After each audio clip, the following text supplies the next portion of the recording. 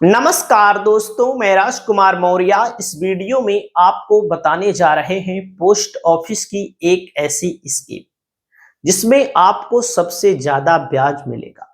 यानी कि ब्याज का जो रेट है 9.75% ईयरली है, जो कि आप सब जानते हैं। आमतौर पर यदि आप एफडी कराते हैं तो 7 सवा 7% लगभग ब्याज मिलता है।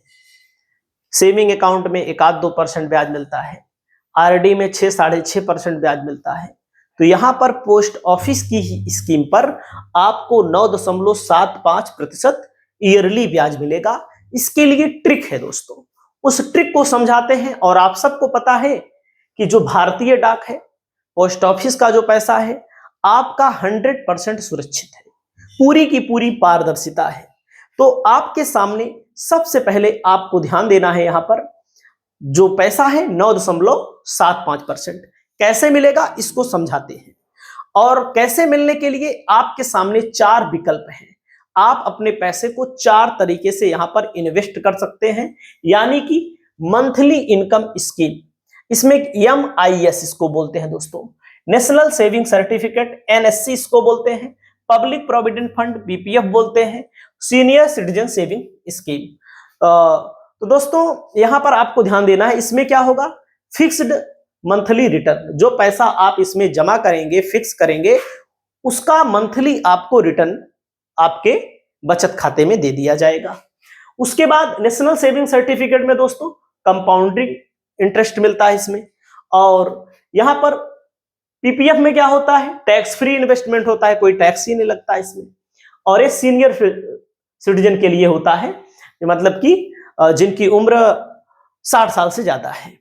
तो सबसे पहले आपके सामने यहां पर विकल्प है। विकल्प क्या है दोस्तों, यहां पर आपको बताएंगे हम इंटरेस्ट रेट कितना मिलेगा, कैसा मिलेगा, लॉकिंग पीरियड मतलब कितनी अवधि के लिए अगर आप पैसा जमा करेंगे तब कितना मिलेगा, और इनमें मिनिमम और मैक्सिमम कितना इन्वेस्टमेंट कर सकते हैं इसको भी बताएंगे। वहीं पर प्री मैच्योर मतलब कि अगर आपका पैसा मैच्योर नहीं हुआ है, उसके पहले ही आप पैसे को निकलवाते हैं तो उसके लिए क्या नियम है, और एलिजिबिलिटी मतलब योग्यता इसकी क्या है, टैक्स बेनिफिट में आपको क्या फायदा मिलेगा।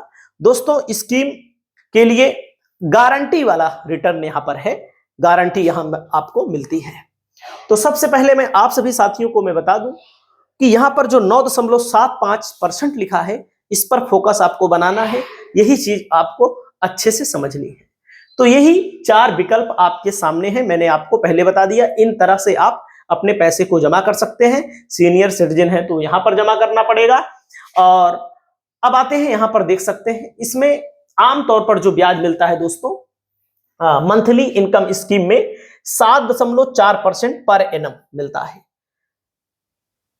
और NSC में 7.7% पूरे साल का मिलता है।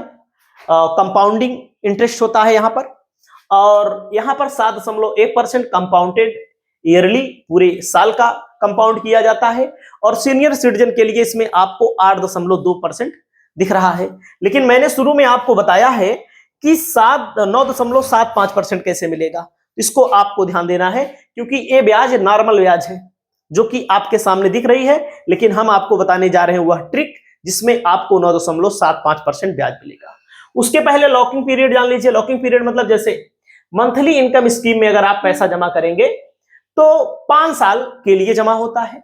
NSC में भी 5 साल के लिए जमा होता है, लेकिन NSC का नियम है कि पैसा आप पहले नहीं निकाल सकते। दो ही चीजों में पैसा पहले निकाल सकते हैं, दो ही मतलब कि जिसने पैसा जमा किया है उसकी मृत्यु होने पर, या न्यायालय द्वारा कोई आदेश आ जाए तभी यहां पर निकाल सकते हैं।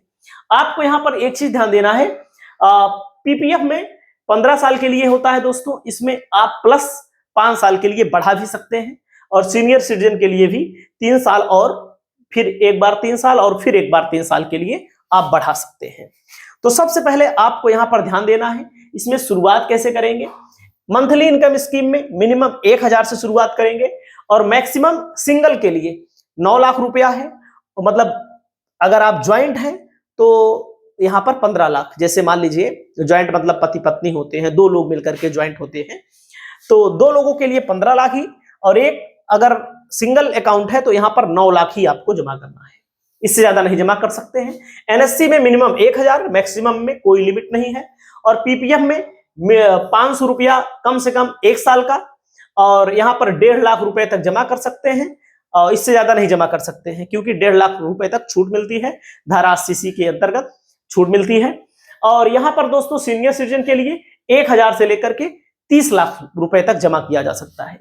यानी कि मिनिमम यहाँ पर 1000, यहाँ पर नेशनल सेविंग सर्टिफिकेट में 1000, पीपीएफ में 500, और यहाँ पर सीनियर सिटीजन के लिए 1 लाख, और मैक्सिमम में यहाँ पर सिंगल है तो 9 लाख, और ज्वाइंट अकाउंट है 2 लाख। इसमें कोई लिमिट नहीं है, इसमें मैक्सिमम लिमिट है 1,50,000 तक, इसमें मैक्सिमम लिमिट है 1.5 लाख तक।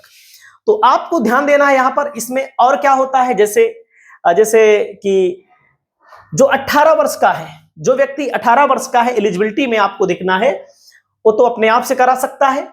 लेकिन जो 18 वर्ष से कम है, 10 वर्ष ज्यादा है, तो गार्जियन के साथ करा सकता है।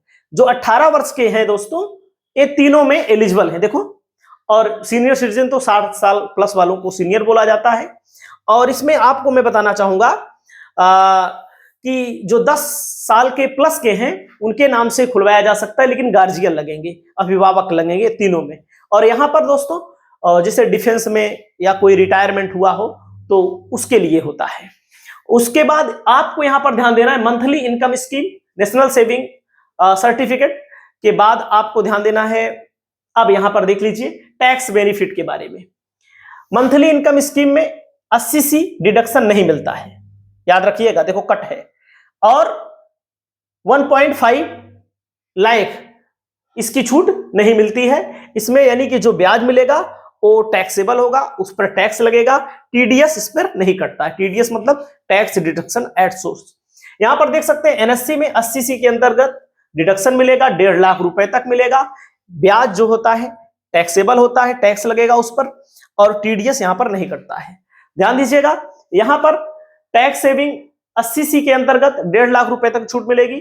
इंटरेस्ट टैक्सेबल होगा दोस्तों, नहीं होगा, और टीडीएस यहां पर नहीं कटता है। यहां पर 80C के अंतर्गत 1.5 लाख रुपए तक छूट मिलेगी, और इंटरेस्ट टैक्सेबल होता है। और 50,000 रुपए से ज्यादा है अगर, तो टीडीएस यहां पर कटेगा। 50,000 रुपए से ज्यादा पर 10% टीडीएस कटेगा।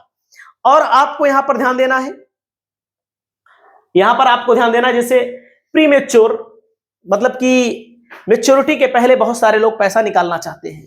मैच्योरिटी के पहले अगर आप पैसा निकालना चाहते हैं तो आप यहां पर निकाल सकते हैं, देखो यस निकाल सकते हैं। आफ्टर 1 साल के बाद, 1 साल से 3 साल के अंदर निकालेंगे तो जो पैसा आप जमा किए रहेंगे उसका 2% यहां पर डिडक्ट कर लिया जाएगा, जो पैसा आपके उसमें निकलने वाला होगा।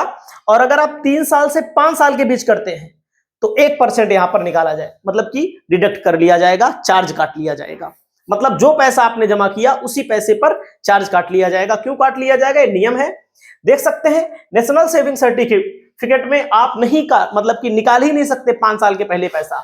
केस ऑफ डेथ, किसी की डेथ हो जाए तब आप पैसा निकाल सकते हैं, कोर्ट ऑर्डर पर पैसा निकाल सकते हैं, कोई गवर्नमेंट अप्रूवल आ जाए तब आप पैसा निकाल सकते हैं, अन्यथा पैसा नहीं निकाल सकते।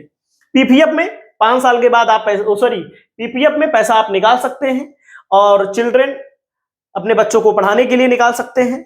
और दोस्तों यहाँ पर सीरियस कोई मैटर हो जाए, गंभीर बीमारी वगैरह हो जाए तो पैसा निकाल सकते हैं, 1% आपका काट लिया जाएगा यहाँ पर।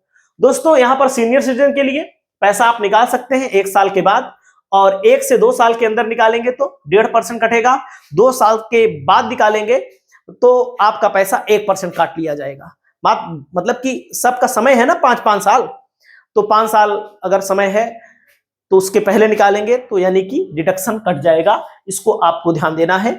उसके बाद आपको यहां पर ध्यान देना है अगला 9.75% ब्याज कैसे मिलेगा, जो कि शुरू में बताया। पीपीएफ में यह सुविधा नहीं है, बाकी तीनों में सुविधा है, तो इसीलिए 3 कॉलम आपको रखे गए हैं। जैसे यहां पर एमआईएस मंथली इनकम स्कीम में 7.4% ब्याज मिलता है। मान लीजिए ज्वाइंट अकाउंट के माध्यम से या कैसे भी आपने 10 लाख रुपया जमा किया, ज्वाइंट अकाउंट में 10 लाख और नॉर्मल तो 9 लाख तक ही जमा किया जा सकता है। तो दोस्तों 7.4% के हिसाब से 10 लाख का जो ब्याज बनेगा 5 साल का जोड़ जाड़ के 3,70,000 ब्याज मिलेगा। अभी ध्यान दीजिएगा 9.75 जो मैंने बोला है, इसको ध्यान दीजिएगा। यहां पर 7.4% मिलेगा और 5 साल बाद पैसा आपका कितना हो जाएगा, इस पर 3,70,000 रुपया आपका ब्याज बन जाएगा। एनएससी में मान लीजिए आपने 10 लाख रुपया जमा किया तो 5 साल बाद 7.8% के रेट से 4,49,032 रुपया ब्याज बन जाएगा।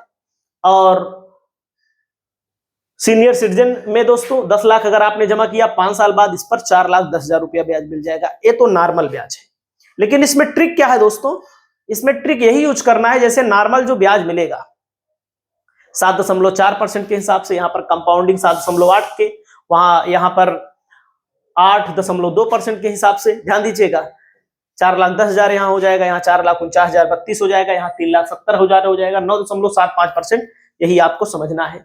इसको समझने के लिए आपको ध्यान देना है, जो आपको पैसा मिलता जाएगा भैया, इसमें क्या करना है, आरडी में इन्वेस्टमेंट कर देना। यही पैसा अपना आरडी में इन्वेस्टमेंट कर देना है। कैसे करना है, जैसे 3,70,000 ब्याज मिला तो यही पैसा आपको आरडी में ही इन्वेस्टमेंट कर देना है, जो कि आरडी में 6.7% ब्याज मिलता है। बात समझ रहे हैं?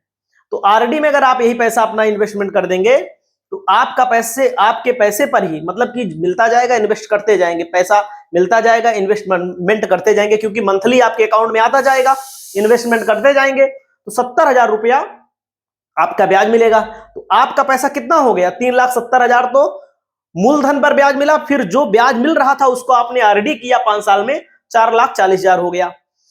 और यहां पर कंपाउंडिंग है दोस्तों, और यहां पर दोस्तों देख सकते हैं सीनियर वाले में 4,10,000 ब्याज मिला। इसी पैसे को जो महीने में मिलता रहा उसी को आपने आरडी कर दिया, तो आपका पैसा 4,87,628 रुपया हो गया।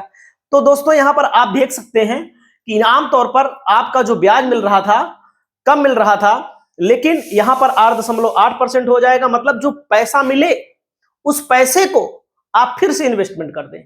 यहां पर भी आप देख सकते हैं, जो पैसा मिले उसी को फिर से इन्वेस्टमेंट कर दो, ब्याज को आरडी में इन्वेस्टमेंट कर दो, तो आपके पैसे पर 9.75%, सीनियर सिटीजन पे 8.98%, नेशनल सेविंग सर्टिफिकेट पे, और यहां पर 8.8% सबसे ज्यादा ब्याज आपको मिलेगा। यानी कि 9.75% आपको इसी ट्रिक से ब्याज मिल सकता है। आप लोग अपनी राय को बताइए। नमस्कार।